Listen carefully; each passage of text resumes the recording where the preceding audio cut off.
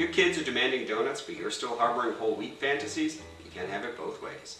I'm J.M. Hirsch, food editor for the Associated Press, and we are going to make peanut butter and jelly truffles. Now the idea here was to inject a little bit of novelty into my son's PB&J lineup. I wanted to make it more of a treat without changing the key ingredients, which in his case is unsweetened peanut butter, no sugar jam, and whole wheat breads. I started off by making peanut butter and jelly sandwiches. Took those peanut butter and jelly sandwiches, threw them in the food processor, processed them until they were turned into a dough. The dough was sticky and really thick. Rolled it into balls, rolled that into powdered sugar or ground nuts, and called it a truffle. My kid flipped out. He called them a donut. He loved it. Then I realized I was kind of an idiot. I didn't need to make peanut butter and jelly sandwiches if all I was going to do was throw it in the food processor and grind it all up. So this recipe makes about 24 truffles. We're going to start with 6 slices of whole wheat bread, and then we're going to add a cup and a half of all natural peanut butter and a 10-ounce bottle of jam, and that's it. Now we're going to process this until it comes together as a very thick, dark brown dough. It will be very sticky because of the oils and the peanut butter and the liquid in the jam. It's going to be sticky but delicious. Now you may need to scrape the sides a little bit just to make sure everything is mixing well. So when your dough comes together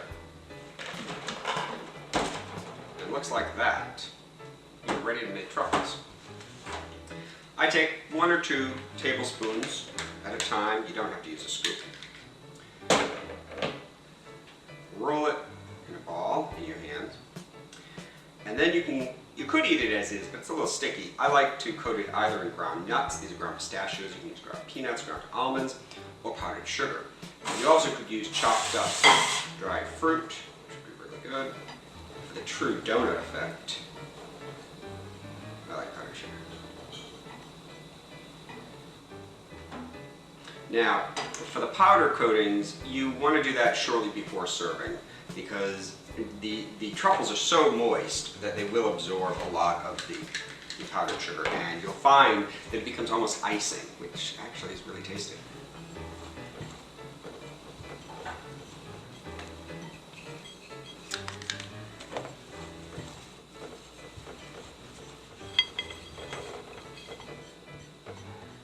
And so we have peanut butter and jelly truffles.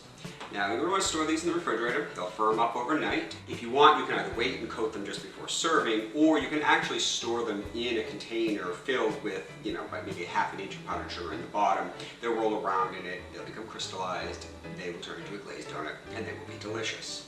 So anyway, add a little bit of novelty to your child's lunchbox. And a mouse.